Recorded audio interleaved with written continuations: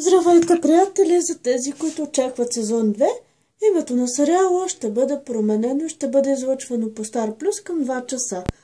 Всъщност, идеята за смяна на името най-вероятно е свързано с последните новини около Дипика, за която пише, че тя е поискала нейни изображения, сцени и глас, името и въобще нищо да не е свързано с нея. По никакъв начин да не бъде използвано сезон 2, защото не иска продуцентите да правят популярност от нейната популярност. Името на сезон 2 ще се казва Сапнун Ки Удан, превод летящи мечти.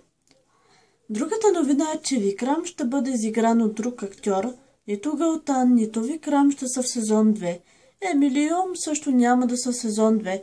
Историята ще е свързана с Канак и другите деца на Сурачи Сандия, Вет и Ванш, които вече са пораснали. За момента това е информацията около сезон 2. Очаквайте скоро още подробности. Целувки! Чао-чао!